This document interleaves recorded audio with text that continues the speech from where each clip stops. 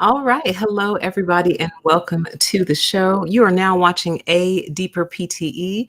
I'm your host, PTE. Today is Monday, April 8th, 2024, also known as Eclipse Day. So happy Eclipse Day to everyone. Welcome. We have so much to talk about tonight. So much. And I'm very excited because this show will actually encompass a couple of different topics that I've wanted to talk about for a while. So, this is the perfect opportunity to bring them all together. So, welcome everyone. So, tonight we're going to talk about the eclipse that happened today. We are going to discuss my moon beef, which I have mentioned before in previous shows. And I want to share with you guys a new theory on the universe that I recently came across, probably in the last couple of months. I've seen this theory and started looking into it. And oh man, I hope to blow your mind with it. I hope you haven't heard about it before. If not, perfect. So this will be hopefully as exciting to you as it is to me. And yeah, so I'll share that with you at the end. So we have a lot to talk about tonight. Welcome everyone in the chat. Great to see you all. I see some of you saw it. Let's see where our poll is sitting. It looks like 53% of you saw the eclipse today, and 47% of you did not. So that's where we stand right now. I'll take the poll down probably in about 30 minutes or so. So, welcome. I feel the need to do this because we're going to get into some pretty far out theories tonight. So, this is the disclaimer. Here, over in this channel, we allow ourselves to explore the far out, the unproven, the religious, and the spiritual. The majority of this channel's content is based in opinion and speculation, not necessarily facts. Please do your own research and come to your own fact based conclusions. Please and thank you. Haven't had to do a disclaimer over here in a while. Some of you know why, others don't, and that's okay. So, welcome, the eclipse. Oh my goodness. So, where I live in Georgia, we did not get the full totality. Unfortunately, we barely got anything. Some people were able to see like little pieces with like special glasses on and like doing weird tricks with their phone cameras. I wasn't able to, although I did go outside when they said it would be at the highest point or at the peak, which is around 3:03 p.m. Eastern Standard Time. And even though I couldn't see anything, I could feel that the sun was cooler, which was crazy. It was so weird to be standing directly under the sun, but you could literally feel that the air was cooler and different from the air around it. It's hard to explain, but you could definitely tell the temperature had dropped a little bit, which I thought was pretty cool. Ooh, your location had 96%. You're so lucky. I feel like we're supposed to be doing all kinds of, I don't want to use the word I want to use. We're supposed to be doing things on eclipse days. I feel like, I don't know, like, are we supposed to clean our house? Are we supposed to light a candle? Are we supposed to make a wish? I don't know. I feel like we're supposed to do stuff. I didn't know what to do. And apparently it'll be 20 years before I'll have the opportunity to know what to do again. Yeah, it said notice the chat says I felt the same PTE and noticeably shadier even in full sun, right? That's crazy. I find all this stuff so fascinating, so cool, so weird. And of course, it feeds my inner theorist, which is why I put the disclaimer up because I want everyone to know that I do accept scientific explanations, mainly because what am I going to do? I can't fly a rocket up there and look myself. I can't launch a satellite into space and look myself and take pictures and make observations. I can't do any of those things. So I have to accept what science says. So I do. I want you all to know that I have a very firm grip on reality, as, as firm a grip as one can have, and that I'm very rational and very reasonable, but I just love to entertain alternate ideas because, as I've stated many times before, I don't think we know the whole story. I don't think it's possible for us to know the whole story. And I also think there's a lot of things that these people know that they don't tell us because it would scare us too much. They know that the human animal is very fragile and very, very delicate, and you can't scare it like that. So we're not going to tell them what we actually know because it would throw everything off and society would collapse. So the little bit that we do know, it's almost like parents. When you don't want to tell your children everything, you kind of want them to have their childhood and be kids. So you don't tell them everything that you know. Same thing. It's like, just let them be happy, okay? Let them have their internet and their smartphones and their DoorDash and just let them be happy, okay? Just leave them alone. That's what I really, really believe, okay?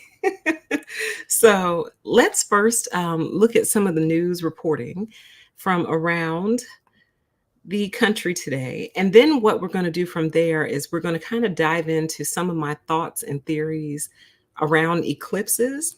Then we're going to shift over to moon beef. Then I'm going to share the theory with you. Okay. So that's kind of the general order that we're going to go in.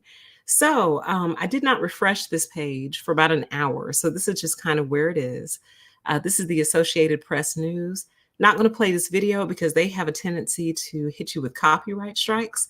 But a total, well, first of all, look how dark it is. It's like 1 o'clock in the afternoon. This is Niagara Falls State Park, which I believe is in New York, but if it's not, please don't judge me. I'm not the best with geography, okay? But this is Niagara Falls State Park. Look how it's almost pitch black, y'all. Is that not insane? You know, I wonder if I just scrub it, will I get in trouble? Let's see. Look at that. I mean, look how dark it got. Y'all, I can't get over this. And part of this is going to go into my questionings, okay? It is literally almost pitch black. I think in Texas, they shut down schools and declared a state of emergency. But now I see why, because they knew it was going to get pitch black. So they just didn't want to mess with it, I guess. They didn't want to take any chances. And from what I understand, the eclipses confuse animals. It makes bees either go back to their hive or it makes them kind of like hunker down in place because they're like, uh-oh, I meant to get home before it got dark. So now that I'm out here and it's nighttime, let me just chill out where I am because I don't want to get eaten basically by other predators. So it makes bees hunker down in place, it makes animals do strange things. All kinds of stuff happens when, they shut down the schools in Indiana too. Wow. That's really, really deep. So, man, I wish we had this here, but we didn't. The sun never really went down. It got slightly darker. Like it's almost like somebody just gradually turned the light down just a little bit and it was cooler in the sun, but the sun still appeared to be out. So anyway, so there's that. A total solar eclipse crossed North America today, slicing a diagonal line from the southwest to the northeast, briefly plunging communities in Mexico, the US, and Canada along the track into darkness. Man, can you imagine being a person in our ancestors' time who saw this for the first time? Can you imagine what went through their head? Ooh, chat says, our ancestors told us what the earth is. I trust the ancestors, right? I feel like they probably had a much better grip on what's actually going on here.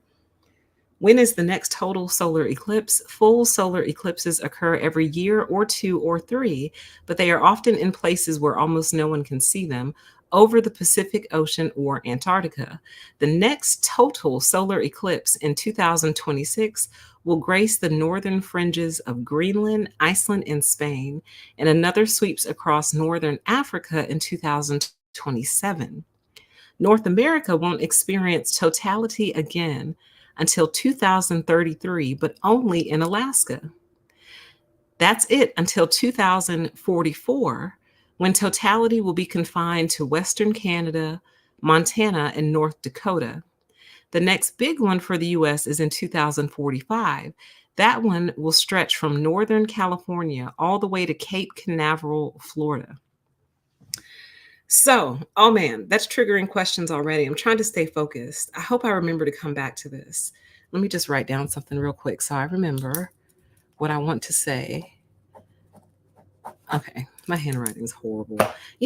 My handwriting, it's horrific, but when I actually focus, it's very good. And I think that's so funny. It's like, girl, you have the capability to actually write very, very well. You have good penmanship. But when I'm writing fast, honey, it's chicken scratch, but I can read it. Anyway, all right. So I wrote my thought down. So hopefully I actually remember it. But let's take a look at a few pictures. So here's one. I don't think I risk copyright with this one.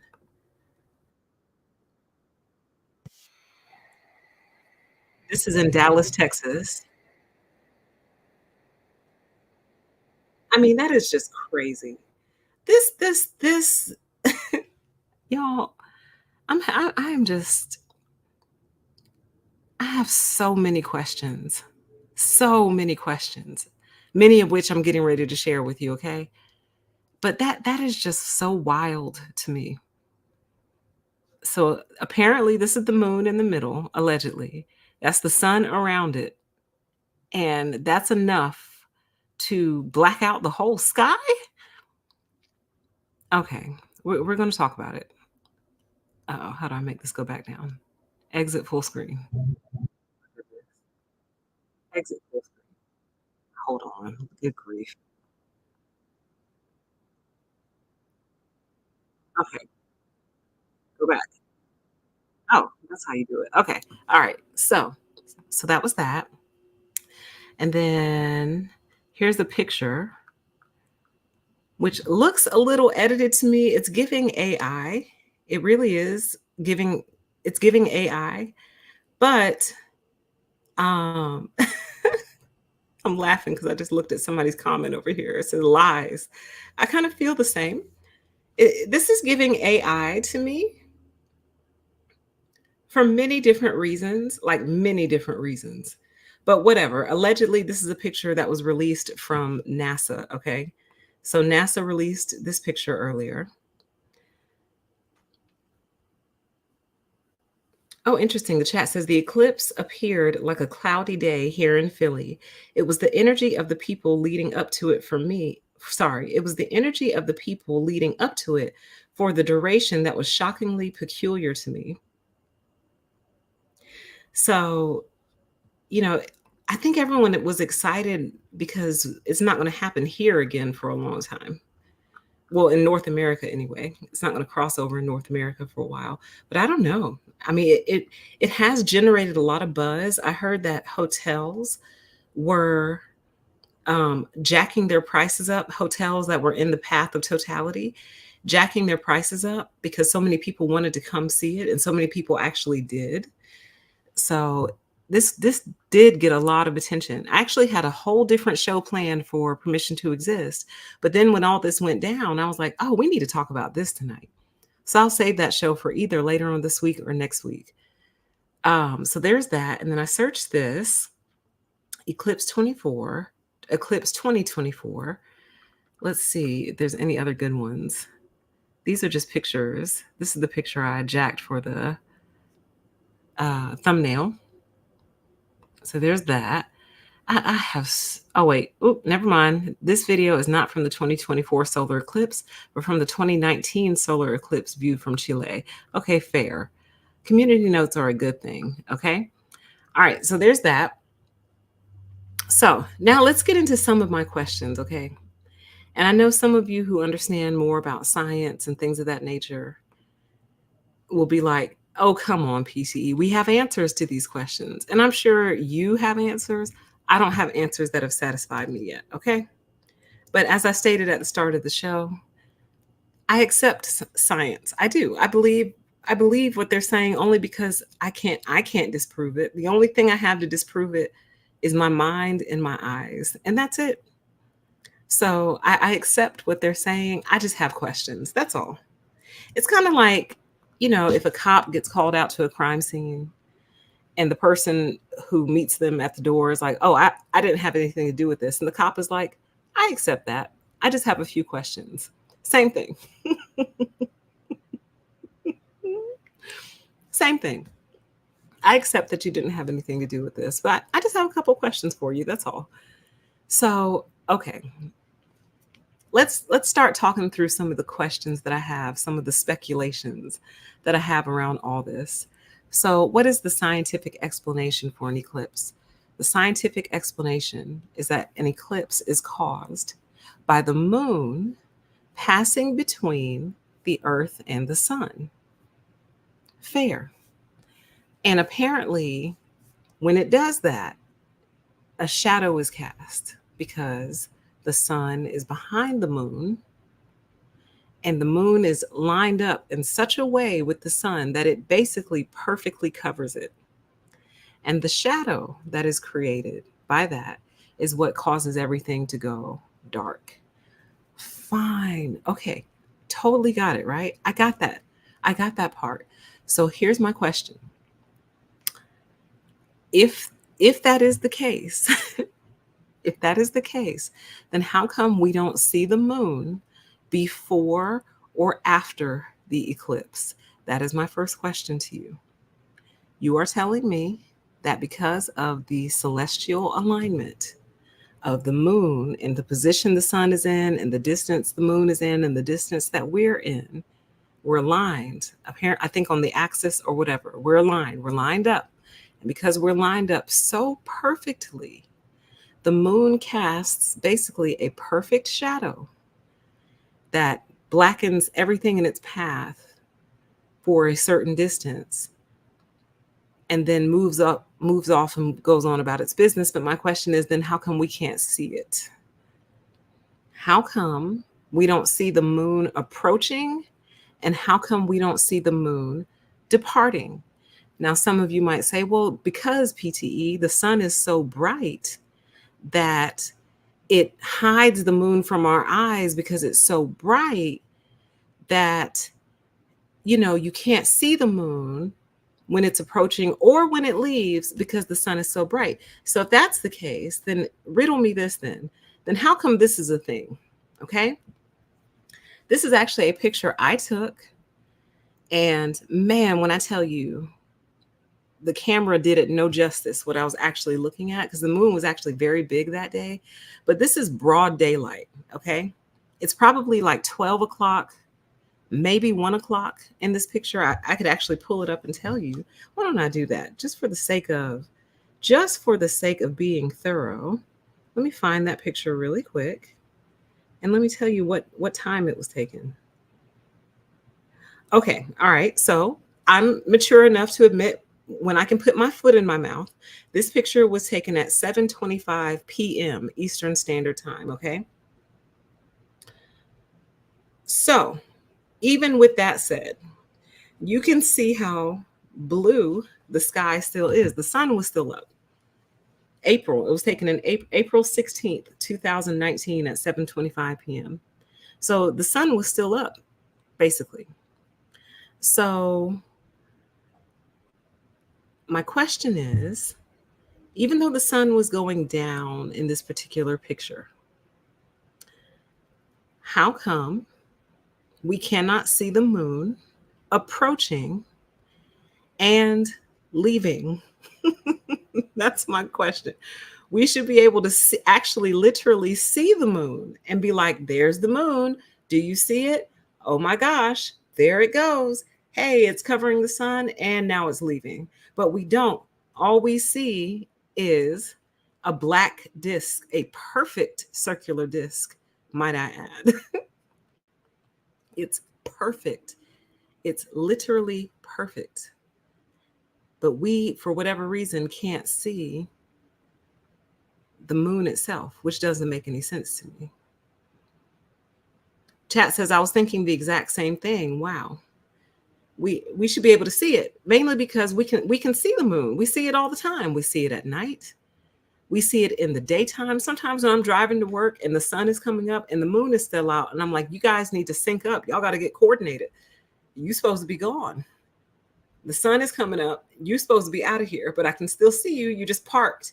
Speaking of parked, let's talk about parked. So that leads me to my next question. When has the moon ever moved that fast? I'm just asking. The moon doesn't move that quick. Like if you ever Oh, we're going to get there, Sonia. That's actually on my list. Sony said because it's not the moon during an eclipse, it's a dark orb from another dimension. We're going to get there.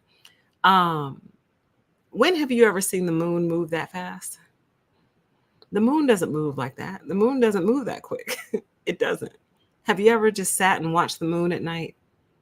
Now, obviously, it moves because, like, if you come out at, say, 9 p.m., it's in one place. Then by midnight, it's in another place. And then by 1 o'clock, and sometimes even faster than that. So I'm not saying the moon doesn't move. What I'm saying is, when have you ever seen it track that quick? It doesn't. It simply does not. It doesn't move that fast. It's usually just sitting in one place. Still almost. But when it comes to eclipses, for some reason, the moon like tracks really fast across the sun. And I'm like, since when? When you do that? I never seen you have that much hustle in you, but you do today? Weird. Okay. So there's that. And I know I sound crazy to those of y'all who might be like science majors or space experts or whatever. And I accept that, but I just have questions. That's all. I have questions. Okay. So what have we covered? We covered why can't we see it?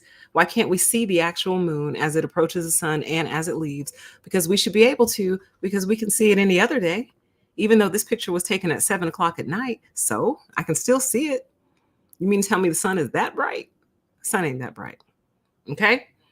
Well, it's bright. Don't get me wrong. The sun is bright, but I'm just saying we should be able to see this object that we see all the time and we don't. It's a black circle. Okay. Or astronomer. You're right. Sorry. I said astrologer, didn't I? Astronomer. Okay. So now here's my next question. And I'm sincere with my questions, y'all, too. I want y'all to know that. I'm sincere. Why can't we all see it at the same time? That is my question to you.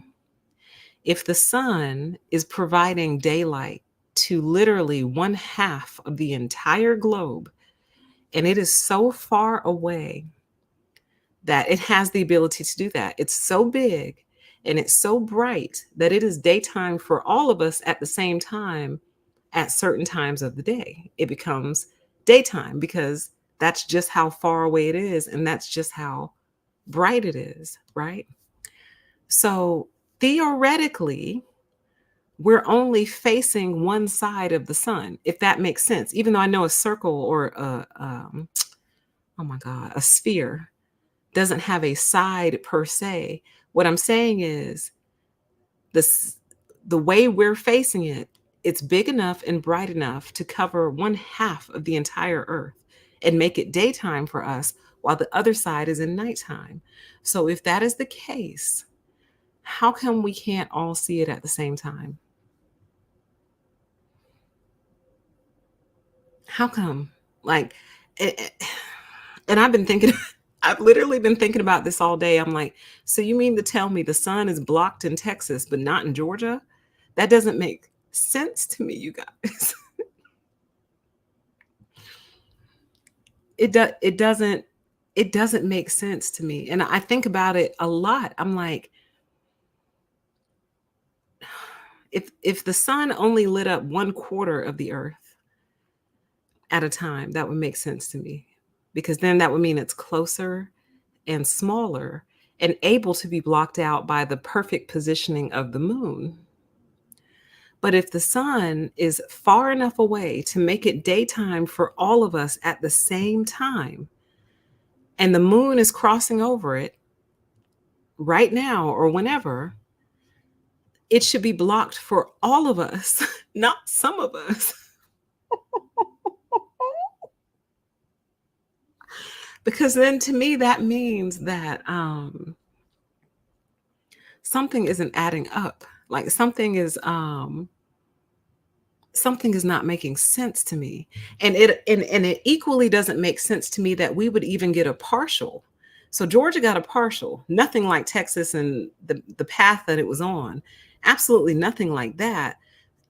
Like you could barely tell. Like if you walked outside when it was at peak, you wouldn't think anything. You might think it's a cloudy day or something like, okay, there's some clouds out. It really, you really couldn't tell except for the temperature. But but why? Because these objects are the same distance away from all of us, are they not?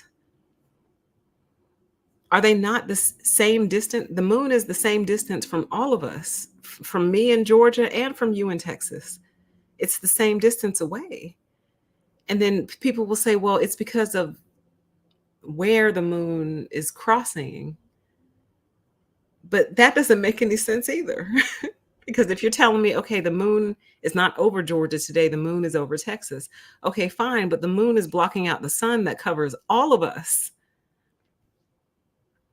So how come it's not blocked for all of us unless there's like multiple sides to it? Like a oh my God, what is the name of that shape? What is the name of the shape that has all those different sides on it? You know what I'm talking about. It has like 16 sides to it, but it would be a circle except there's flat sides everywhere. Flat on the top, bottom, side, diagonal. What is it? A hexagram, hexagonal? What is the shape, y'all? Y'all know what I'm talking about. Y'all know what I'm talking about.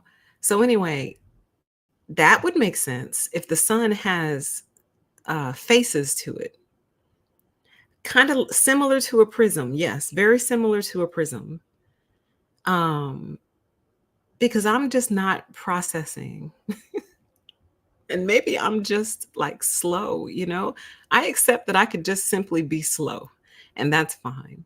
But I did graduate from high school and college twice, even though, we didn't study the stars in college, but I did know enough to be able to graduate from high school, okay? And my question remains, an octagon. Thank you. Thank you, because that was gonna bother me all night. Or a hexagon. Let me see. Let me just Google it real quick. Let me see which one. I'm pretty sure it's an octagon. Octagon. Shape. I need images. How many sides? There's 8 sides. Yeah. Like an octagon, but like a 3D octagon. Let me try it. Let's try hexagon real quick. Yeah, exactly. Basically, exactly that, except in a 3D format. Yes. Thank you, guys. Hexadecagon. Well, let's try that one. Let's see. Hexadecagon.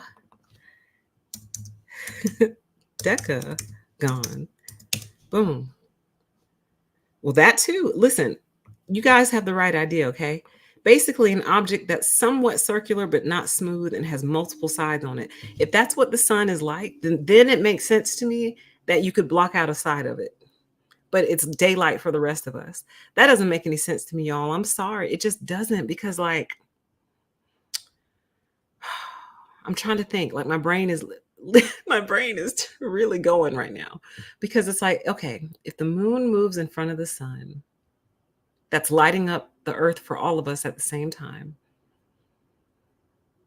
How could it only block a piece of the sun, but the rest of us still have the sun, and some parts of the world had broad daylight all day? That doesn't make sense unless there's multiple suns.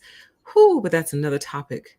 Well, actually, no, it's the same topic. We're going to get into that later, but unless there's multiple suns, it doesn't make sense. I'm sorry. The sun does set at different times across the USA, but it's the same sun being blocked by the same moon. So shouldn't it block it for us all?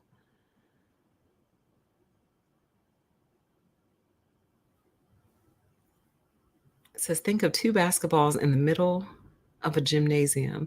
If one ball rolls on the right side of the other ball, then that specific side would be dark, while the other would still shine bright. Right, but it should be dark for the whole ball, not just Texas and Indiana and them. I think it even went through Chicago. That's what's messing me up. The fact that it's not a full eclipse for the entire North American continent and parts of South America. Right. And some people got a crescent. So a friend of mine, remember I told you some of my friends saw it. He said he put his eclipse glasses I guess, in front of his phone camera and took pictures, and he actually got a crescent. Now, why is that? Why the crescent and not the whole thing? Like, it's so bizarre to me. Like, it's weird. This is weird. This is weird. Okay. So that was another one of my eclipse based questions. All right. I'm marking them off my list here to try to make sure that I get through them all. Oh, and I just did that one too, just because I wrote this implies there are different sides to the sun and the moon, even though we only see one side, but we're going to get into that in a minute. Okay, so here's my next question related to what we were just talking about. So, okay, hear me out. Why does for those who are in the path of totality, all right? So we're just going to accept that some people see it, some people don't. Fine. Why does the whole sky go black as opposed to just a very, very small area? Considering that everyone can't see it anyway. So when you think about the fact that everyone in North America and parts of Mexico and Canada can't see it anyway, why does the whole sky black out? Unless the sun's rays are reflecting off of something. Now, I know some people will say, yes, PTE, very good. It's reflecting off the atmosphere, and that's fine and everything. But to me, you should still be able to see some blue, like off in the distance. You see what I'm saying?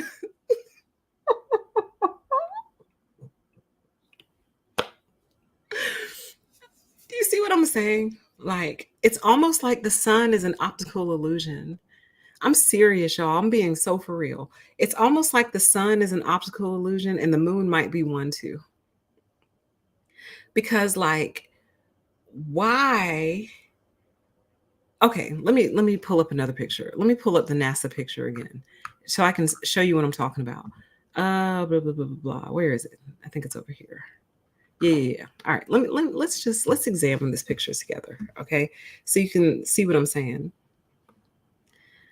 So allegedly, allegedly, this is a picture taken by NASA, which if this is true, I have way more questions for you. I don't think this is a real picture. It screams AI to me. It's very much giving AI, but let's just assume this is a real picture just for the sake of the discussion. See how it's blacked out all up top. It's blacked out all back here. You've blacked the whole sky for miles. So you mean to tell me that if we just keep going, it'll be blue? Do you see what I'm saying? It's almost like, okay, picture you have a lamp on in a room that also has overhead lights on, be those fluorescent lights, be they lamps from your lights from your ceiling fan, bathroom lights, whatever. So you have two light sources. You have a lamp on in front of you, and you have light on above you. It's almost like covering up the lamp in front of you and the entire room goes dark. That don't make any sense to me. Let me come over here to the comments, see if anyone knows why. Like, why is the whole sky going black, friend, versus like just the same portion of sky that's, I guess what I'm trying to say is, why does the sky go black at all? Because the sun is still shining behind itself, right? Do you see what I'm saying? The sun is still shining behind itself.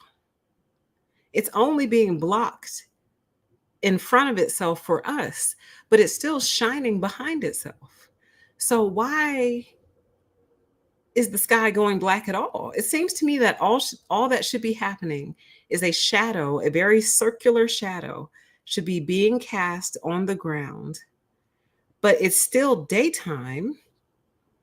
The sun is still out, but there's a shadow, a moving shadow, but we can still see like the blue sky behind it because the sun didn't go out behind it. Yeah, the math ain't mathing. I mean, no, it's not mathing. You see what I'm saying? Like the sun is not flat, is it? Or is it? Because listen, to me, it's so big, it's so bright, it's this giant fireball, should not affect what's going on behind it. It should only affect what's going on in front of it. But you turn the sky out for everybody. Look at this. Let's go back to this picture. Come back, Associated Press. Where are you? I mean, look at this. So you mean to tell me the shadow of the moon is that big? Like, right. And see, it says, think about a cloudy or overcast day. Exactly. Even though the clouds are blocking the sun, you can still tell that it's daytime. You know the sun is out. Even on like a real bad thunderstorm where it's thick, like clouds, thunder. I can't get my words together today. Thunder clouds. You know what I'm talking about. When you see them and you know it's going to rain, you can still tell it's daytime though. This is nighttime. So I'm struggling with that. I'm really struggling with that. Like why it turned the lights out for everybody, but not everybody though, because in certain states you couldn't see it at all. Very, very bizarre, very weird. It gives weight to the theory that there's more than one sun. And we're going to talk about that, but we're going to talk about it in a different way. All right. So that's another one of my questions. I wish I had written out a little list, but I wanted to do the show quickly and I didn't want to delay anymore. So let's talk about the perfection of it all. Like I find it very interesting that the sun is so perfect and the moon is so perfect as well in terms of their circular shape. That's not weird to y'all. It's not like, okay, so look at the picture that we're looking at now, which allegedly is from the one today, taken with like a very good camera. Um, shouldn't there be like, ridges and like gorges and like valleys and dips from all the craters that are on the moon? You mean to tell me it's a perfectly smooth circle? Now, some people would say, well, PTE, we're so far away from it that any craters or anything in it would look smooth to our eyes because we're so far away. And I say, yeah, I hear you, but yeah, also no. Like, we should be seeing, why is it such a perfect shape? Why is it so perfect? And why does it so perfectly cover up the sun? Now, when I fell down this rabbit hole many years ago, I came across all kinds of theories. And one theory is that basically what we're looking at is the flap that used to cover that hole in the atmosphere. And what happened was that flap broke loose. And every now and then, it basically finds its way back to itself, if you will. So, in other words, if you move whatever that black circle is, if you took it away and the rest of the sky, the whole sky would be the sun, basically. I know we're getting in there. We're going way deep. I get that. But I'm just saying, they basically said this is a flap that broke loose, kind of like a puzzle piece that came off. And it floats around in the solar system. And occasionally they kind of cross paths again, which would be our eclipses, basically. Could be a hole in the ozone layer, absolutely. Now imagine that. Remember when I said earlier that I believe these scientists know a lot, but they don't tell us because it would scare the hell out of us? What if, space consists of fire, basically? If the sun represents that hole in the whatever, the ether, the atmosphere, the dome, whatever you want to call it, if the sun represents what's behind the hole, and that flap that covers it occasionally is basically showing us, hey, I used to be here. I used to be right here.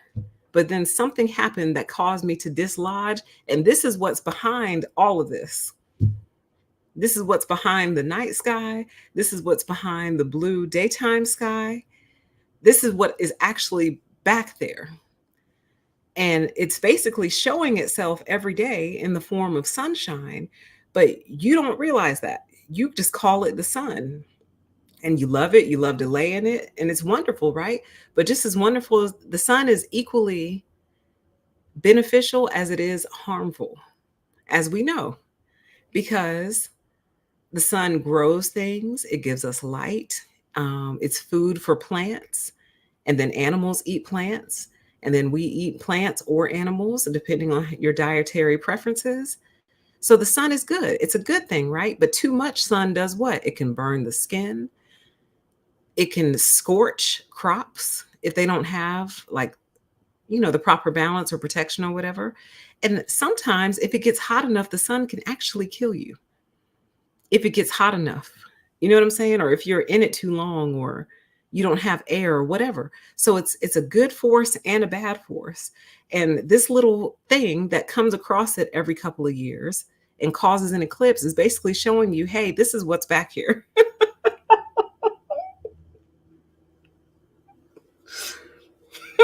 Hey, I know you think there's like galaxies and solar systems and stuff like that all back here, but what's actually back here is more of this. So, yeah, I almost used that song, y'all. Chat says Black Hole Sun. I almost used that song for the intro, but I just didn't feel like dealing with copyright, so I decided not to, but I almost used it.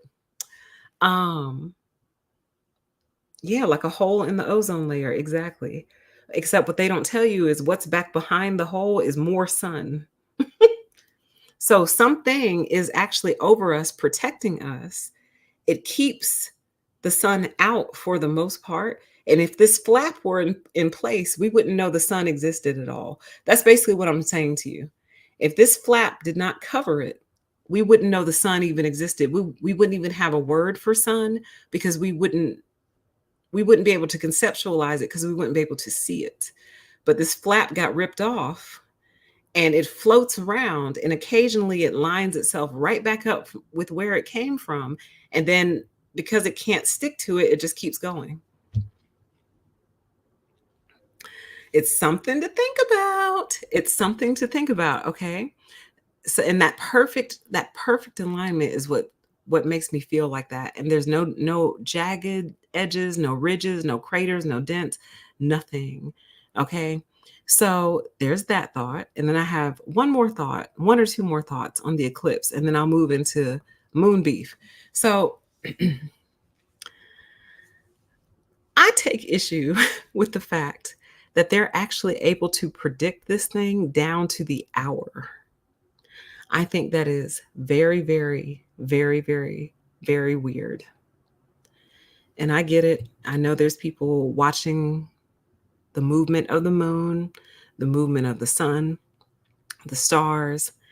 I get it. I get that we're in a solar system that's within a galaxy, that's within the greater universe.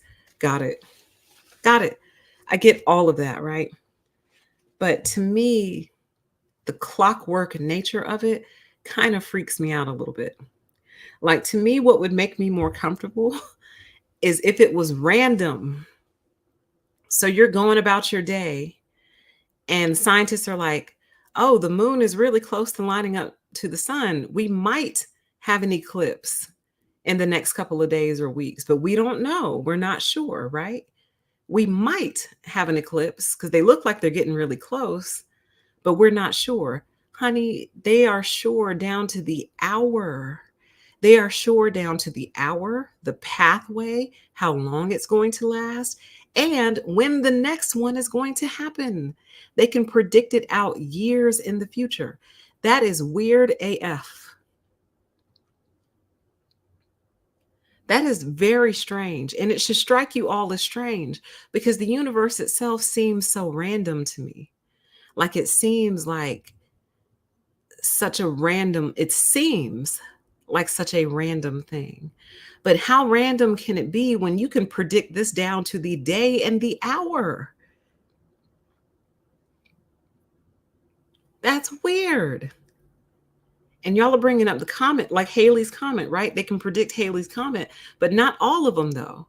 So, like, some frequently, especially over the last year, they've been telling us about these asteroids that are going to pass by Earth, and then people speculate, like, is it a threat? Blah, blah, blah. How close is it going to come? When can you see it? And as a matter of fact, there's supposed to be a supernova in the sky, I think this summer, like two stars are supposed to blow up and we're supposed to be able to see it. It's not going to be anything like scary. The way they said it was, it's just going to look like a really bright star in the sky. So they're waiting on that to happen. So the universe seems so random to me in certain ways, but this is predictable down to the hour. Why? Why is that? Why is this so synchronized, but other things are quite random? Like they can tell you there's going to be a meteor shower, right? Which I also think is weird that they know that. But they can't tell you approximately what time each meteor is going to pop. They can't see them. Maybe they can see them in a group. Don't get me started on meteor showers, y'all. That is one of the weirdest things you'll ever watch with your naked eyes. But anyway, they can't tell you, at 106, one is going to pop. At 108, another one's going to pop. At 115, two of them are going to pop. They can't tell you that, which implies an element of randomness, does it not? But they can tell you down to the date, hour, and pathway of when the next eclipse is going to be. Like that is strange to me. Chat says, right, something doesn't sit right about that with me. It's weird. Like I just think it's so weird, y'all. Again, it would make more sense to me if they said, we think there's going to be an eclipse sometime this month. We're not sure because we're not entirely sure of how, if the moon is going to wobble out or if the sun is going to wobble or if we're going to wobble. We can't get it down to the exact day, but we believe there might be an eclipse this month. Nope, they can tell you the day, the hour, when it's going to be at its fullest, where it's going, and when it's going to happen again. That is very strange to me. This is a strange place. This is why this whole series is called Odd Reality. This is an odd reality. We live in a weird place, man. This is weird. And those meteors, oh my goodness. Like the meteors, they're really fun to watch, but they're very strange the way that they move. And the best way that I can describe, at least the meteors that I've seen, the shooting stars, is, have you ever popped popcorn on the stove? And if so, have you ever seen a piece of popcorn pop like out of the pot and onto the surface of the stove? That's what they look like when they're going off. It looks like they hop up and then down, like they're jumping out of something and then they fall down and disappear. And there's no warning. You don't see them coming. So you just kind of have to stare at the sky.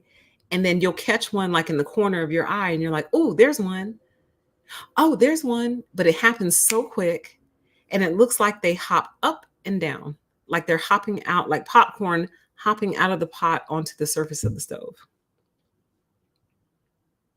So it's weird. And sometimes they're different colors, which is just mind-boggling. My mind is boggled on a daily basis, okay? Mind boggle. So that's that. Those are all my eclipse-based questions. Still very cool, even though I don't think I'll ever get an answer to my questions. It's still the coolest thing. Still very exciting, even though I wasn't in the path of totality. Still very exciting, okay? Now let's talk about this moon, okay? The moon beef. We're going to switch back. I don't have too much to say that I haven't already said about the moon, but moon beef, for my viewers who may be from another country, in America, when we use the term beef, it means you have a problem with somebody. So if someone has beef with you, they have an issue with you, they have a problem with you, they maybe want to confront you or they want to settle the score or something. That's what beef means. It means like strife, contention. You have a problem with somebody, basically. So moon beef is like me having a problem with the moon, right? Which I don't have a problem with the actual moon. I have a problem with what we've been told about the moon, okay? Because I have a lot of questions. We can start with the first question, which is uh, on the screen, okay? I need to know and I need to understand why, number one, I can see the moon during the day, even though this picture was taken around 7:25 at night. Why can I see it? Number one. Why can I see it in broad daylight sometimes when it is 1 or 2 o'clock in the afternoon? Why can I see it? And more than that, why do I see blue through it? Now, you can't really tell from this picture. Maybe if you back up from your screen a little bit, you can see that the shaded areas, the craters, are actually blue in color. Basically, almost like they're transparent, almost like you can see through the moon to the sky behind it. See, I feel like we can see through it. Chat says, why? Oh, wait, sorry. We were agreeing with each other. My apologies. Chat says, why can we see through it? Exactly. That is not gray on your screen. If you could see it with the naked eye, you would see that it's actually blue. And you could see it too. Next time you see the moon during the day, look at the so called craters and ask yourself, why can I see the sky behind these? Why is it blue and not black or gray? It's literally blue. That's my first question with the moon. Okay. Like, why can I see through you? Okay. Second question. Why doesn't the moon rotate? So everything else allegedly in our universe rotates, but our moon does not. It is locked into place. Why? Why is it locked into position like that? That's very weird. You should consider that very weird that the moon itself actually doesn't spin at all. It is always, always facing us in the same way, no matter where you are in the world. No matter where you are, you're going to get the same face of the moon, which kind of brings me back to one of my original questions about the eclipse, which is kind of like, okay, we can only see one side of you. So theoretically, we can only see one side of the sun. So why has it not been blacked out for everybody? Anyway, anyway, the moon doesn't spin. I think that's very weird. Okay. No, it doesn't. It rotates around us, but the moon itself does not rotate. So we always see the same side of the moon. So sometimes you'll hear when people are talking about space exploration, you'll hear them refer to landing on the dark side of the moon. They're talking about the side that faces away from us, which should bother all of you. It really should. It faces away from you, meaning there's a whole lot probably going on the other side that we don't see with the naked eye because it never faces us. It never turns to us. It's always the same side, always. And I think that's weird also. Now, I've heard a lot of different theories around that. I don't know how many I'm able to repeat without getting in trouble with YouTube, but one of them had to do with one of our alleged moon landings. Okay. And that's all I'm going to say. Anyway, um, the moon doesn't spin. I think that's weird because the question is, why not? Like, I guess there's nothing up there to spin it, but like also though at the same time, if we've been to the moon, right? It seems to me that the force of us landing on it would be enough to like start it into motion, right? Like because it's not suspended in anything. It's not like it's in water because it would certainly move if it was in water, right? It's definitely not in air because space is supposed to be a vacuum. So then at the same time, then to me, even the slightest touch should send it spinning, right?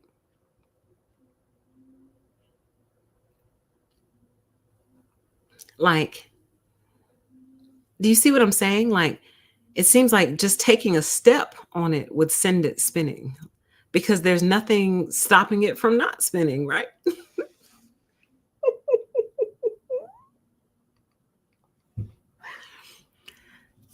Does that make sense? There's nothing to start it spinning, but there's also nothing to stop it from spinning.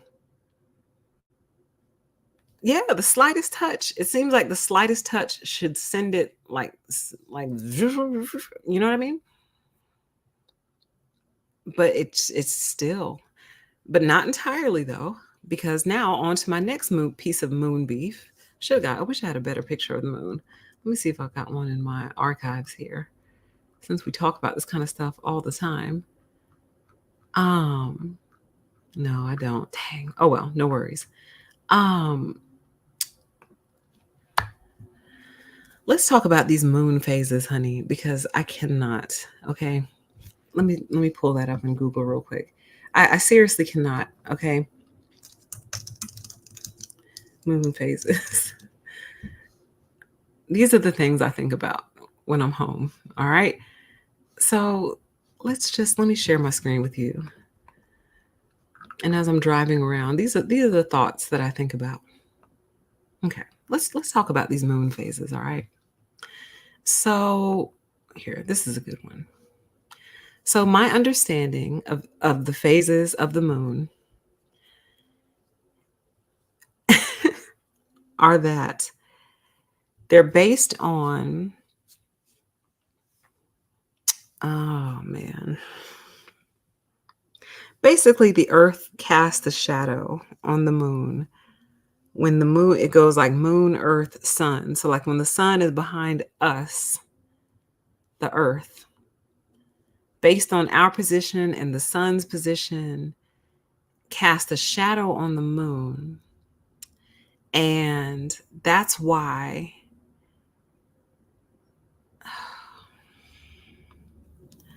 the moon goes into phases, right? That's fine, except I have two questions. I have really one question, but two questions. That's fine. But when has the earth ever been straight? So you see where it says third quarter? I'm trying to make this bigger. Open image in new tab. Let's see what happens. Oh, that didn't help much. Actually, let me see. Let's see, can I zoom you in? Yeah. Boom. So see where it says third quarter at the top and first quarter at the bottom. Those are straight lines, my friend. Those are straight lines. Since when does the earth cast a straight line shadow? When would it ever and why would it ever cast the shadow of a straight line? And more than that, though, probably more important than that, when would it ever do this reverse crescent shape? So see where it says waning gibbous? It's kind of like at the 1 o'clock position. That's a reverse crescent.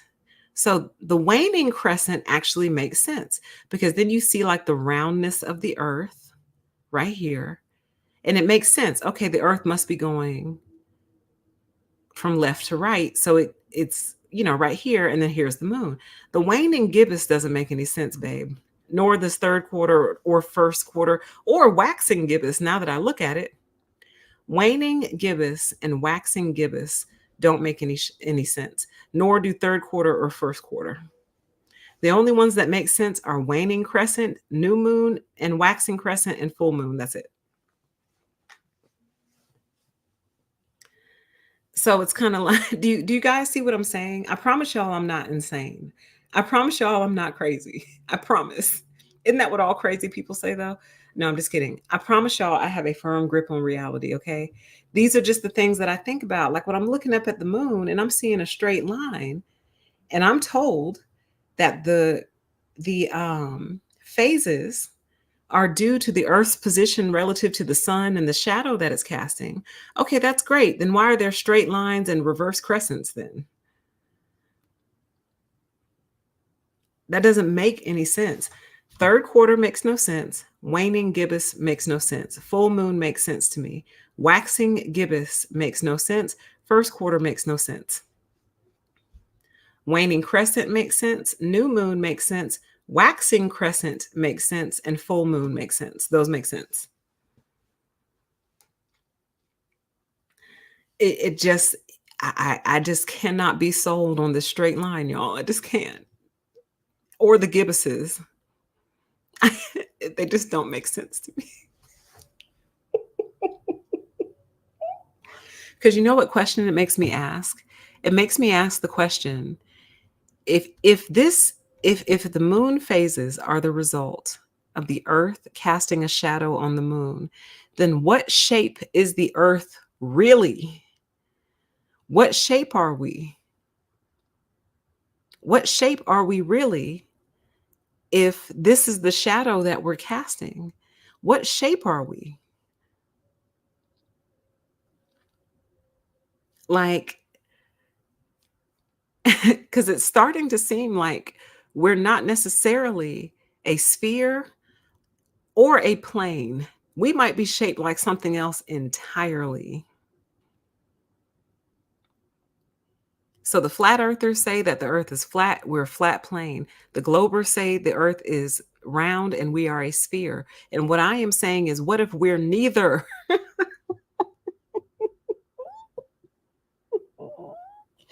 If this is the shadow that's being cast, what if we're neither one of those? Is what I'm saying. Neither. And what if that's what some scientists have already discovered? Oh, baby doll, we're neither.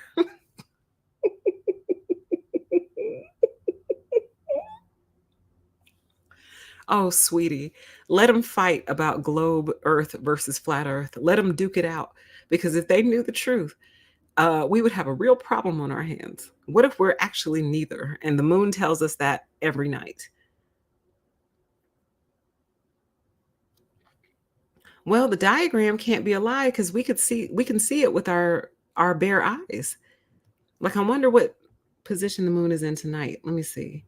Let's do a quick Google. Um, what phase is the moon in tonight? Let's see if Google can read my. Yes, where are we right now? Let's see. So April 8th is a new moon. Oh, interesting. New moon eclipse. I guess that tracks. I guess. So we're in a new moon right now. So technically we shouldn't be able to see the moon tonight at all. Oh, I'm so confused. Oh my God. I just confused myself. But anyway, my point is some debate whether the earth is flat or round. And I'm saying, what if it's neither one? What if it's neither? So it's just something to think about. It's something to think about. I don't have the answers. I just ask questions. That's it. And why is my thing not working? Uh-oh. What did I just do? Oh my God. Brand. Come on. Now my computer wants to act all weird. Okay. All right. Okay. Yes. Show. Uh-oh. Can y'all still hear me? Because my whole system is like freezing up right now. Come on. Mm-hmm. Yeah, we're getting too close, aren't we? Yeah, uh-huh. We're getting too close. Mm-hmm. Okay. Um, and what else? Oh, I knew there was something else. I knew there was one more thing regarding the moon. So I found this article, if I can get my computer to cooperate, because things are going all haywire now all of a sudden. I found this article on accident a couple months ago. This was published, actually, this is years ago. This was published June 8th, 2022. And it was titled, Why Does the Moon Look Close Some Nights and Far Away on Other Nights? Which is definitely something I've wondered before. This is more of my moon beef, which is how come some nights, some days, the moon looks so close? It looks like you could take an airplane to it. Just hop on an airplane, drive or fly towards it and land on it, right? And I'm not going to read this article, but long story short, their answer is because I think my internet is acting up. Their answer is because it all depends on your perspective. So they're like, the moon looks closer because it's behind your house versus, when it's up in the sky, you can't tell some foolishness, honey. Listen, I'll link this article for you guys if you're interested in reading it. But basically, they said it's a perspective issue. So, in other words, your eyes are playing tricks on you. And, honestly, I'm just not buying that. Okay. I'm not buying that because my eyes are looking and going, wow, that's really close. Because the question becomes, why then would it not be close like that every day? If it's just a perspective issue, it should be close like that every single day. But it's not. Sometimes it's so freaking close, it's kind of scary. And I get that it moves closer to us and like further away from us, or we're moving away from it. Honey, I don't know. They say everything is moving out here. Something's moving for sure. What's moving is the question. Anyway, I'm not buying that. I'm sorry. Sometimes that thing looks close enough to reach out and grab, and yet it doesn't want to spin. And by the way, and here's my final piece of moon beef. And I hope that y'all can never unsee this once I show you this. So let me pull it up really quick. Let me pull it up really quick, and then we'll move on to the final portion of our show, which is me sharing this new theory that I heard about with you guys. Okay. Let me pull this picture up real quick and share my screen. Click. There we go. Boy, my computer is moving slow. Okay. Here's my final piece of moon beef. Okay. Why does the moon look like a giant peeled orange with slices? Actually, here's the I guess you could say the navel of the orange. Here's a slice going up like this. Here's a slice going up like this. There's a slice right there. Pull up any picture of the moon, any detailed picture, and you'll see it literally has slices. Now, people will say PTE, sweet baby child. That's where a meteor hit the moon, created a crater, and this is like the blast outs from the crater. And I accept your explanation. Believe it or not, I actually accept that. But what I'm telling you is when I'm looking at it, it looks like a peeled orange that has maybe rotted a little bit, or even, you know how sometimes when you peel an orange, the white part that's just underneath the peel stays behind, and you kind of have to peel that off too before you can eat it? That's what it looks like to me.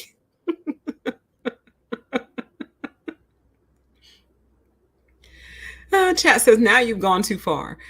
Doesn't it look like an orange? It looks like an orange that someone peeled and just sat down and forgot about it. Like an orange some cosmic kid peeled, put behind his mother's couch, and there it remains for all eternity to slowly rot, is what it looks like to me. Okay? It's a peeled orange or a freaking basketball. But between the two, if I had to, or a beach ball, actually, beach ball is probably a better explanation. But if I had to pick, I would definitely say a peeled orange. And I hope that you see that every time you see the moon from now on. It's called the pith. Is that what it is? The white part, the pith? Yeah, it looks like a peeled orange with the pith on it that some cosmic kid peeled in his mother's living room, threw it back behind the couch, and there it remains for all eternity for us to look at and wonder and write poetry about and all that. Oh, but wait, I forgot I'm not done. Not only that, though, with everything that we just listed about the moon, my moon beef continues, because why do you have an effect on the tides and women's menstrual cycles? Now they're going too far.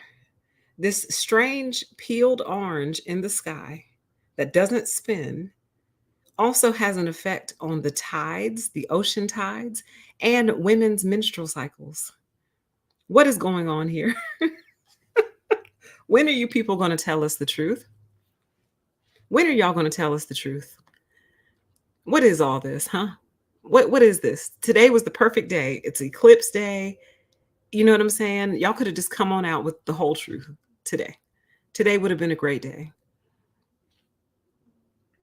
Now, one theory I did hear about the moon that I think is very interesting, I think I'm safe to share this with you, is that the moon is a holographic reflection of planet Earth.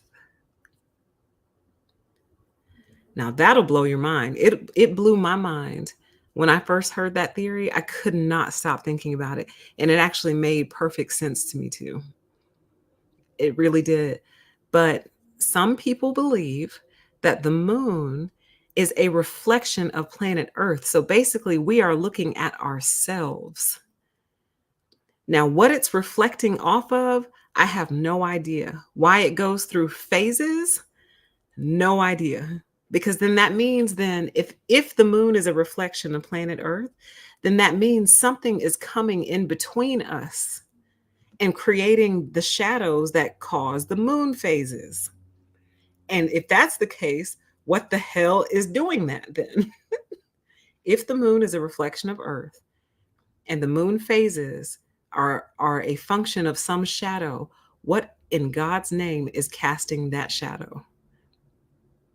Or it may not even be a shadow. It might simply be something is in the way of the reflection. Like if you put something in front of you in a mirror, you're not going to see your whole reflection anymore. You'll see your reflection plus whatever you put in your way. So what in the world would be causing that kind of reflection? So I don't know. I don't know, but some people say it's a reflection of Earth, and I think that is just so fascinating to think about, because if you think about it, doesn't it kind of look like Earth from a distance? It just looks like Earth with no color. And I'm guessing the dark parts would be the land masses, and the white part would be the water. Why it has no color though, that part I can't fully flesh out in terms of a theory. Why it has no color to it. Because shouldn't it reflect color? But maybe it is, and we just don't realize it. I don't know.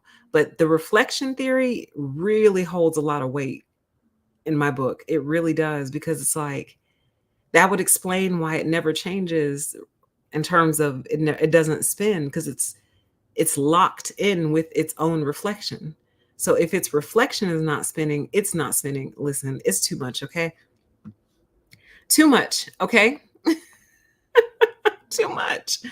But I hope I gave y'all something to think about. Okay, there's still one more portion of the show left, and then we are going to wrap things up. This has been so much fun, y'all. I love talking about this kind of stuff. I really do. Like, this is one of my favorite things to do, one of my favorite topics. I love getting into this kind of stuff, okay? So, I want to share with you one more thing, and I want to send you down a rabbit hole for the evening, and that'll be that. That'll conclude our show. So, yeah, like it looks like Pangea, right? Chat says Pangea, when everything was connected. Maybe it is as above, so below. Listen, oh honey, I could go deeper on this. I really could, but I'm getting hungry. And I don't know how long we've been going, because I covered the time up because I don't want to focus on the time. We could go deeper. Maybe we'll do a part 2 to this. But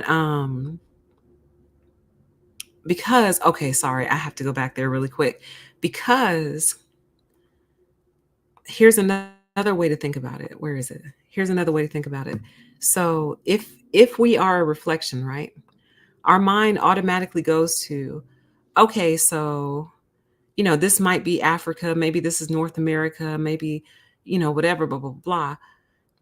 But what if we're only like a tiny little piece of this? So like, what if, let me pull up this one instead. What if what we think of as the world is like a teeny tiny piece of this reflection? So everything we know, all 7 continents, all the oceans, what if they are only reflected in one tiny area of this reflection? Which is why it doesn't make sense.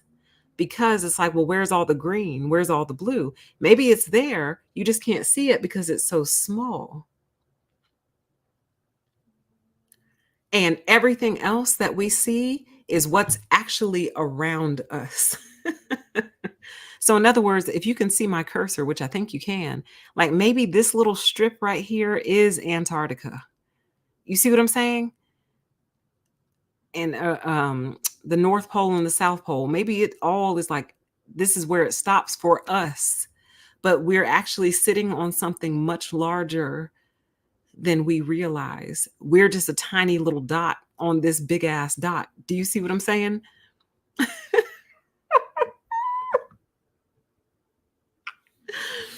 So maybe it is a reflection, but we're such a small part of it. We think that it's a reflection of the planet Earth, and what we're really seeing is the big object that what we call planet Earth is actually sitting on, which is this massive thing, whatever it is. It's this massive, massive peeled orange. Okay. Ooh, listen, I could go all night. All right. Let me give y'all this final theory and I'm send you down a rabbit hole and we'll close it for the night. Okay. So I came across in the most random way this YouTube channel who calls itself the Uniplanetary Evolution Theorist. Okay. So let me share my screen again. Uniplanetary Evolution Theorist. And what they are basically saying, I was trying to find one of their videos, but they have so many that you can check out and you'll start to understand. So I'm going to do my best to explain it without playing one of their videos and risking copyright and all of that, okay? Here's what these people are basically saying. What they are basically saying is planet Earth and all the other planets in our solar system, Mercury, Venus, Earth, Mars, hold on, my very eager mother just, Mercury, Venus, Earth, Mars, Jupiter, Neptune. Why can't I remember them in order? My very eager mother just served us Uranus and Pluto, okay? Mercury, Venus, Earth, Mars. My very eager mother. Jupiter, Saturn, Uranus, Neptune, and Pluto. Why is that so hard for me today? Wow. Anyway, the point is, what they are saying is these are not all separate planets. I mean, they are, but they are not. What they are saying is every planet is born from the sun and goes through these phases and eventually ends up like Pluto. So basically, planet Earth started off as Mercury. Then, as it keeps spinning away from Earth, it becomes Venus. Sorry. Then, as it keeps spinning away from the sun, it becomes Venus. Keep spinning, it eventually becomes Earth. Keep spinning, it eventually becomes Mars.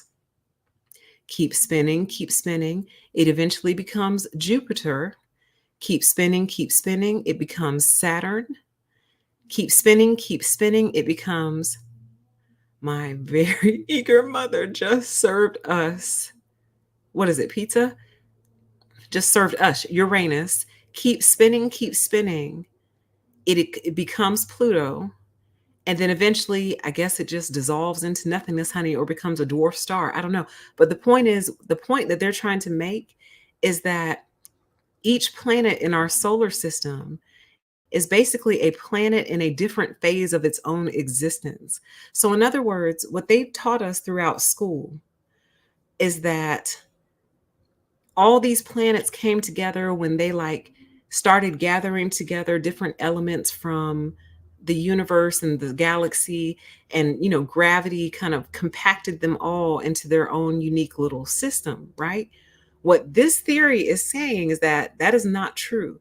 What this theory is basically saying is that the sun gives birth to these things that we call planets. So when it is a newborn, it is Mercury. As it starts to grow up, it becomes Venus. It grows up a little bit more. It becomes Earth. Then it grows up a little bit more. It becomes Mars.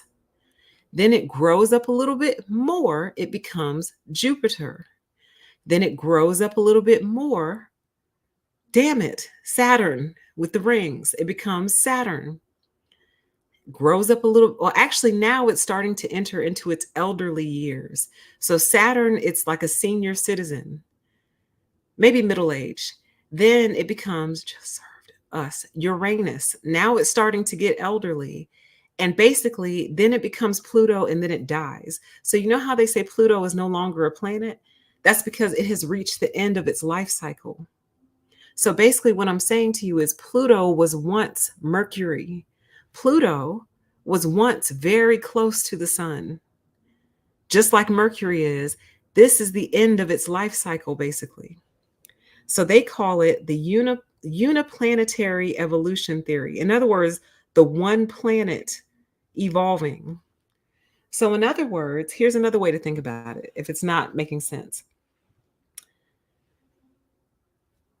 Another way to think about it is like this: Earth will eventually become Mars, and and Venus will eventually become a new Earth, basically. But we'll all be long gone. We'll be very, very good and dead by then. But what they're basically saying is the sun is giving birth to planets. And as it basically they spiral away from the sun, they're pushing away from the sun, just like a mother gives birth and pushes out.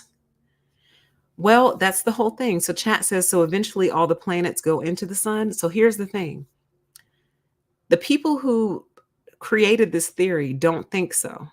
They think they're going away from the sun, and I'm actually stuck. I can't decide what I think, because it could go either way, and let me show you why. So their theory is that the sun gives birth to basically a little iron ball, which is what Mercury basically is. Then as it starts to get further away from the sun, it becomes what we would call the planet Venus. Now it's like a toddler, keeps going, then it eventually becomes Earth, which is more like a teenager, if you will. Keeps going, then it becomes Mars, which is now like an adult, like a young adult. Then it becomes my very eager mother, just Jupiter. Now it's a full grown adult. Then it becomes Saturn, which is like your middle aged adult. Then it becomes Uranus. So now maybe it has retired, but still, up an atom. But then it becomes elderly. So basically, what I'm saying is this planet that starts down here by the sun goes through all these phases and becomes elderly and dies, just like we do. Exactly. Chat says, hence why the planet is heating up. Honey, there's nothing they can do because it's getting ready to become Mars. Earth is getting ready to turn into Mars, and there's nothing we can do because this is the cycle of a planet's life. This is just what happens. So here's how it goes. Boom. The sun gives birth, right? It's a little iron ball. It's a newborn. That's Mercury. Eventually, Mercury is going to move to where Venus is now, where basically it's grown up a little bit. And they say Mercury or Venus is very similar to Earth, but it's not habitable yet, right? But as it keeps going, eventually Venus becomes Earth. It develops an atmosphere, it develops water or whatever suitable for life, right? But unfortunately, what I'm guessing happens is it loses its atmosphere. And when it loses its atmosphere, it becomes Mars, the red planet, just dust everywhere because it has nothing protecting it from the sun, really, to be honest. Then what I think happens next is Mars explodes. And when Mars explodes, it becomes Jupiter, which is the biggest planet in our solar system, if I remember correctly.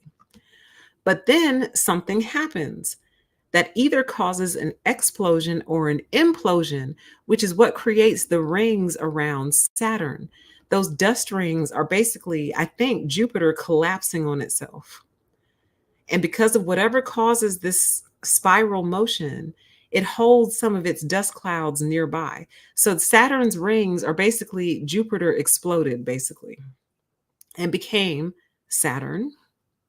But then over time, it loses its rings because it's getting old and it becomes Uranus or Uranus, as some people say. But then, like everything else, it gets old, becomes Pluto, which is what? Basically an ice planet, right? Pluto is just ice. And then it dies. It floats off into the galaxy. Now, here's where I'm going to put my spin on it. So now I'm adding to their theory. I have a theory that every star that we can see is like a dead planet, basically, that just kind of it floats away from the sun and it gets stuck in position way far away, probably frozen in position, to be honest with you. And that's what we see as stars. So I almost am believing like the sun has given birth to every star that we see. Think about that for a second while I take a sip of water.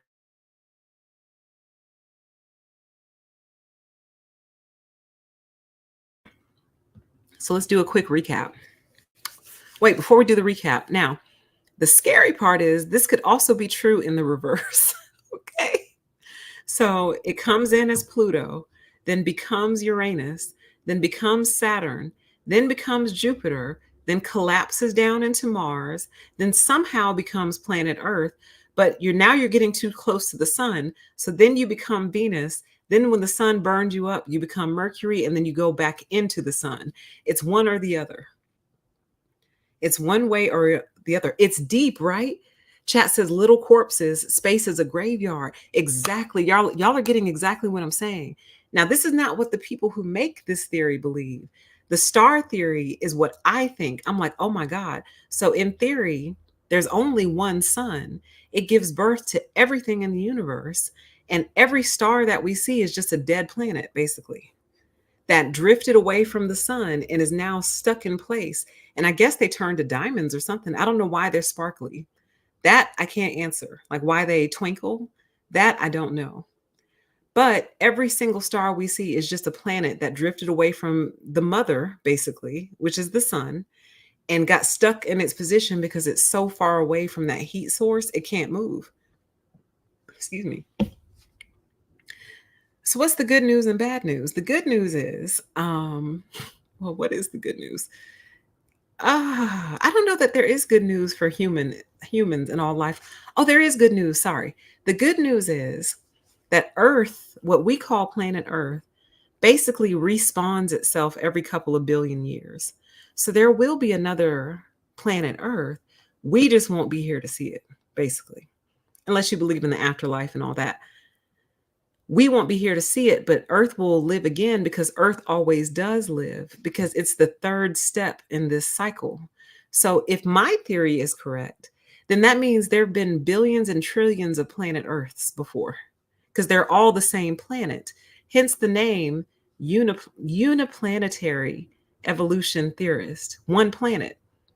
So basically, the sun gives birth to one planet at a time, and it basically just grows up. It grows up. So right now the sun is very close to 9 of its children: Mercury, Venus, Earth, Mars, Jupiter, Saturn, Uranus. Why do I keep leaving out Neptune? I keep leaving out Neptune. It's over here somewhere. Y'all know what I'm talking about. The sun is very close to 9 of its children right now. All the rest of its children are out here in outer space. They drifted away, basically. So what that then means then is that it's possible that there have been trillions of civilizations throughout the course of time. Like trillions, except they all lived on their own planet at their own time, basically, which is kind of sad and scary, but also kind of interesting to think about.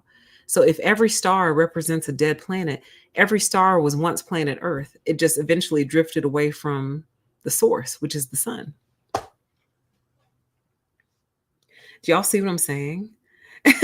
Chat says, this is too much. You can't leave now. My mind is spinning. You see what I'm saying? It is fascinating.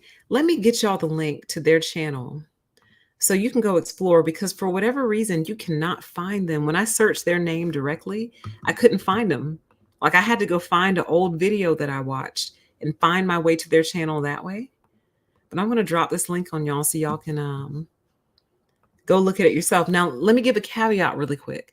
So they believe their theory, we agree on a couple of things, but we actually deviate in others. So number one, they believe that we can save planet Earth. They think that we can actually stop this process. And they have 2 ways of going about that in their proposed theory. One is figure out a way to live on Venus. So when Earth inevitably becomes Mars, we'll have somewhere to go. So in other words, they want to go backwards. They don't want to go to Mars, they want to go to Venus because Venus is getting ready to become Earth. You see what I'm saying? So that's one theory that they have. The other one is kind of far out there even by my standards, and I feel like I'm kind of far out there, okay? But it has something to do with like nanobots and like sending astronauts to Venus to like explore and like settle it, and like the nanobots will like keep them healthy. It's far out there even by my standards, and I'm pretty far out there, okay? But with that said, I want you all to explore their page. I think you'll find it very interesting. And I just want y'all to think about it some more because to me, it actually makes perfect sense. The sun gives birth to this little iron core, which don't they say there's an iron core at the center of Earth? Right. The sun gives birth to this little iron core. It grows up as things do. And that's the same thing the sun does to everything else, right? It makes things grow. It grows up as it would, becomes Venus. Then after a couple more million years or whatever, for whatever reason, it develops an atmosphere. And that atmosphere allows it to hold water on the surface, or maybe some chemical reaction creates the water. Who knows, right? But then, for whatever reason, it loses its atmosphere and it becomes Mars, a little dust ball. It becomes just a little dust ball. Then, for whatever reason, it blows up because Jupiter is a gas giant. They claim there's no land on Jupiter. They say it's all gas, right? So it explodes for whatever reason. It explodes, right? It stays that way for a couple million years or however long. Then eventually it implodes and becomes Saturn with the rings. The rings are representative of the dust from the implosion, basically.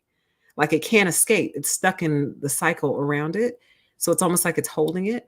But over time, it loses that dust and becomes, damn it, my very eager mother just served us Uranus. Okay. Then, as it continues to drift further and further away from the sun, it eventually becomes Neptune. And then eventually it drifts so far away, it's not even a planet anymore, becomes Pluto. And in my opinion, drifts off into whatever this ether is and becomes a star. That's my theory. That's my theory. It's crazy to think about, y'all. It's crazy to think about. And they believe that they believe we can stop this process. They believe that we can prevent Earth from becoming Mars, or we can hop backwards onto Venus. And as Venus is slowly becoming Earth, we can kind of already have people there and kind of get society going because Earth is going to turn into Mars regardless. So, did I give y'all that link? Yeah, I gave y'all that link. It is so fascinating, you guys. I think about it all the time. I literally think about this all the time. All the time. Because I think it's true. It makes so much sense to my brain. The sun basically gives birth to planets, is what I'm telling you. And just like everything else, the planets grow up and they go through phases. So basically what I'm telling you is that Pluto was once in an Earth phase, but it got old. It grew up, it exploded, then it imploded, then it got old, and then it died. So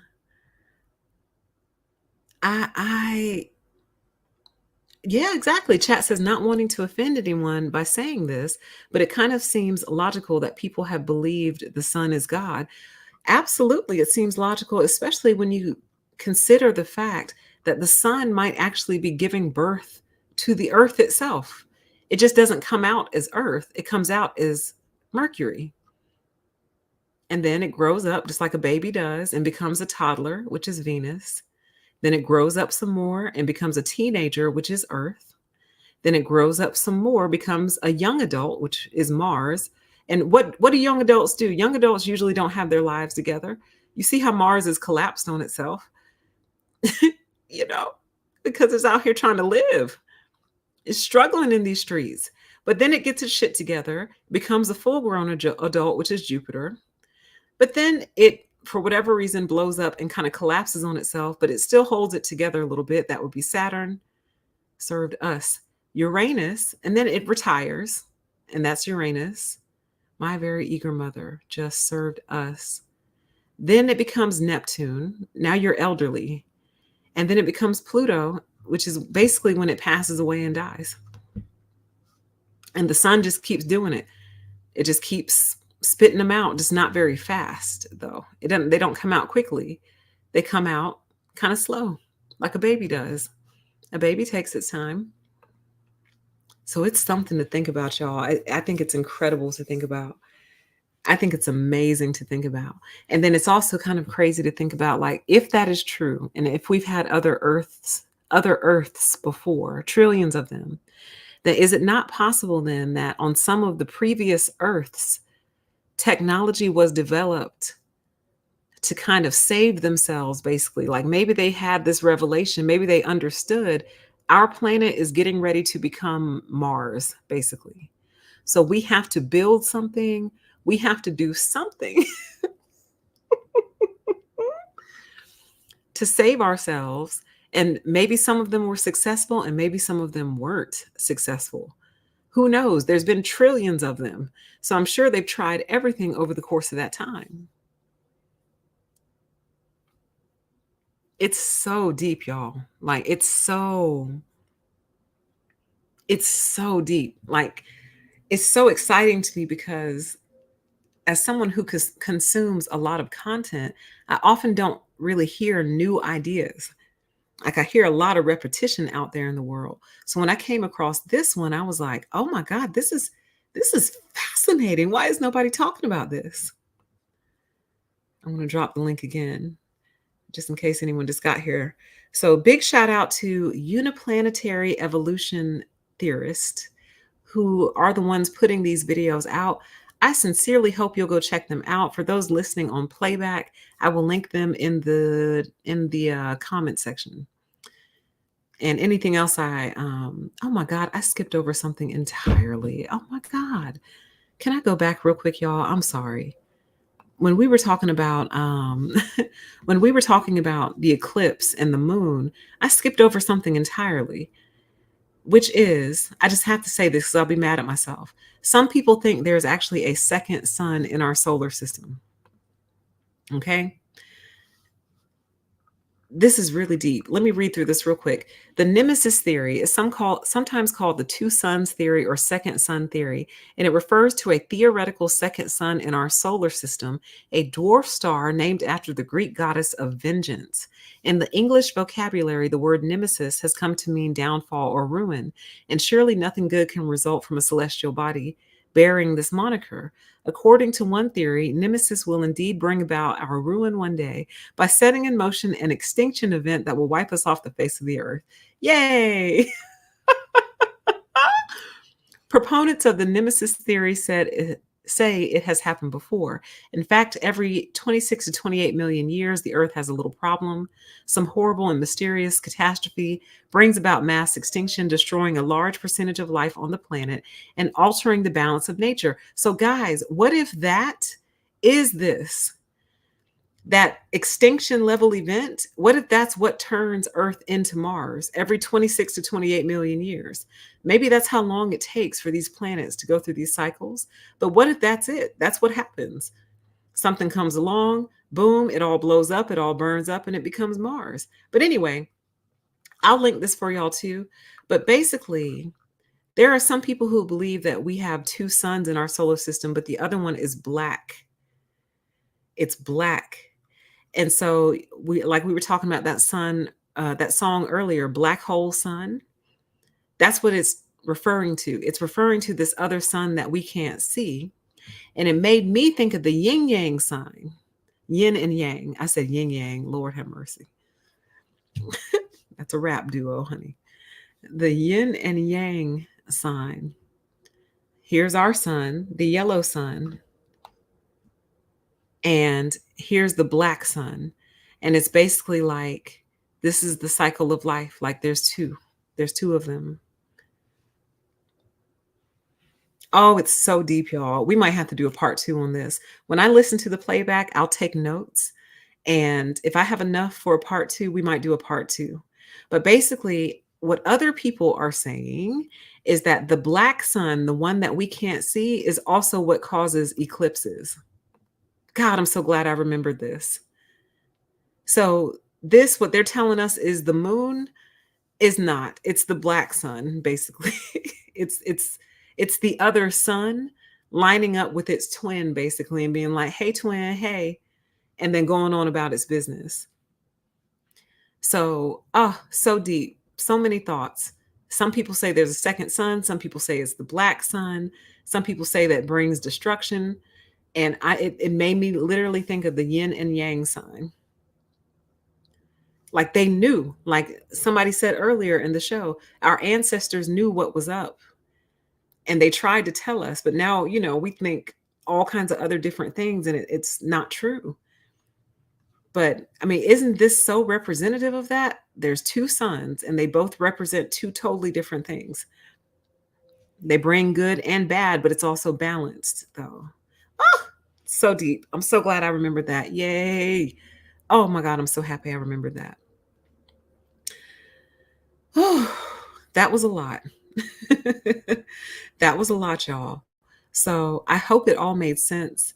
I hope you guys found this show interesting and entertaining. And above all, give you something to think about.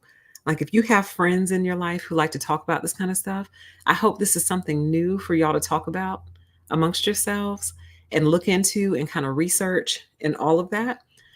Here, I'll link the Nemesis Theory article. And I swear to you, I watched a video on YouTube that was talking about this that said there's actually a religion that believes this. And I want to say it's Hinduism. Oh my God, chat says 9 months of gestation, 9 planets. Wow. Wow. Wow. Oh man, I'm going to be up all night. I'm going to be up all night thinking about this stuff. So I just linked the article for you in the chat. I'll also link it in the comments for you once the show is concluded. For those of you who like to read the live chat comments, they may not appear for about 24 hours or more. I don't know why it takes YouTube so long to process the videos on this channel, but it does. So if you come back and you're looking for the live chat and you can't find it, it's probably just not up yet. Like it just hasn't finished processing. So this will probably take 24 hours or longer to show comments. So I'm sorry to you for that, but they will show up eventually, hopefully. But yeah, I hope you enjoyed. I love talking about this stuff. I could talk about it all day, all day. So I hope you all have enjoyed it as well. Okay. But with that, I'm going to go eat, listen to the playback, and yeah, take notes. And if there's more, I'll come back to you with more. And I'm sure there's things that I missed in the comments that I'm going to want to look into also. So yeah, so there's that. But thank you all so much for being here. And enjoy. I hope you had a great eclipse day. And I hope good things happen for you going forward. Maybe that was a reset. Maybe the eclipse brought some good energy into the dome, Anyway. Y'all have a great night. Enjoy the playback. Sign up for the email mailing list if you haven't. The link is in the description box. And we'll talk again very soon, okay? Bye.